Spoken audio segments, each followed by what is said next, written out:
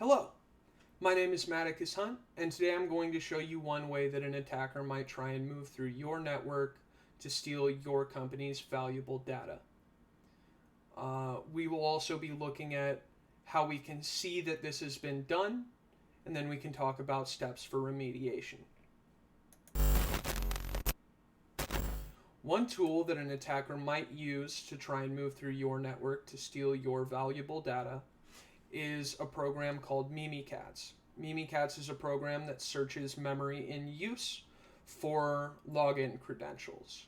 So for the demonstration, I will be using Mimikatz to do just that. What you're going to see here are login credentials for anything that is in, or any account that is in use. Basically including system accounts, including accounts that are not actually user accounts. Now there are two user accounts that will show up in this list. There's a Vagrant, which is me, and then there's also one Bobby from Berlin. Now Bobby from Berlin is going to be our target for this exercise. So what we're going to do here, and I'll explain what we're seeing, is we're seeing that we have a username, known domain, and an NTLM hash.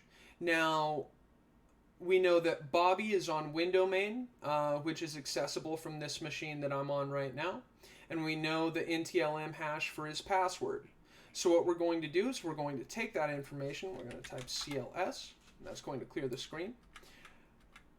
We are going to move up and we are going to paste his hash right here. So now what we're doing, instead of looking for all logged in users, we're going to say, okay, we know which user we want to use the credentials for, and we want to pass the hash to validate a login for Bobby from Berlin. So even though Bobby didn't disclose his password, the mere fact that he has a process running on this computer or in this Active Directory means that I can masquerade as Bobby. Now this is a fairly large threat because this means any insider threat could move in such a way that it does not look like they are the one doing the bad acting. It's important to set up logs, or it's important to set up your logger and your logs such that you can see when this kind of activity happens. So what I'm going to do here is I'm going to press return, and it's going to give us a shell. Now this shell is running as Bobby from Berlin, although I am a user called Vagrant. I'm going to show you now the events, as you can see at the top here, inside the Windows event viewer. We're on a Windows 2016 server host right now. In the event viewer, it says new events available. We're looking at the security events right now. And I know from experience that the event ID I'm looking for is this 4624 logon. So I'm going to go in here and I'm going to go to details. We'll go to the friendly view so that it's nice on the eyes for everyone. And we're going to see that the subject username, Vagrant, that's me. Attempted to log on, negotiated a log on for one Bobby from Berlin.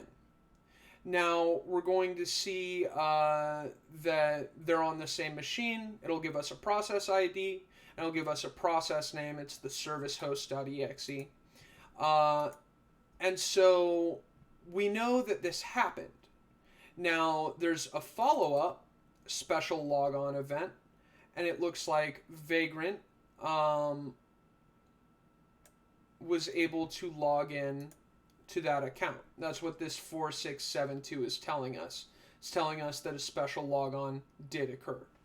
Now what I want to show you is that you can set up, as long as you have known information about one way that an attacker might be trying to move through your network. Now, with some research, I figured out that there are some special things about these events, namely this logon type, and also mixed with this event ID, effectively means that a PassThatHash attack was attempted, or a hash was being passed in place of a password, is basically what this is telling us. So I've gone ahead and I've made what's called a custom view for the Windows Event Viewer. And I just called it PassThatHash activity. And as you can see, there have been several attempts here. And they're all going to have those common threads. That event ID 4624. They're going to have that login type of 9. If I can scroll down here and find it. That logon type of 9. And again, basically this is letting us know that this attack that I just demonstrated for you has occurred. So now that we have our logging set up such that we can see this activity, now we can start the process of talking about remediation. Now we can take this to either, from the head of the security team, we can start talking to the C-suite, we can start discussing with management how we are going to deal with this vulnerability. We can also see who the actors may have been using this tool or doing this activity. And creating these custom event views is fairly simple. So what I'm going to do here is I'm going to go to Properties. I'm going to go to Edit Filter. And it's just a simple bit of XML code, basically. It's a query list denotes the beginning of the things we're looking for. We know that it's going to trigger in the security event logs.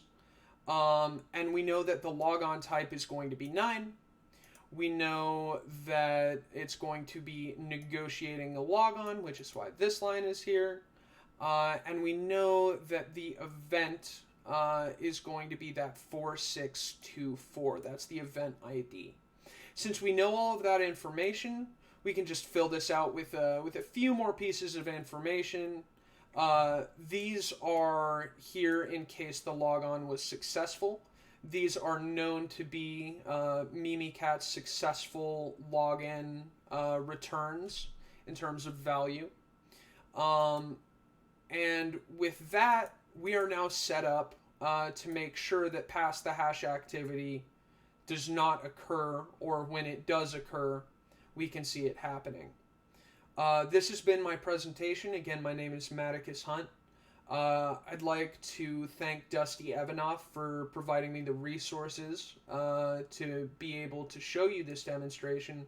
And I look forward to talking to you about how I can help your organization sometime in the future. Thank you for your time.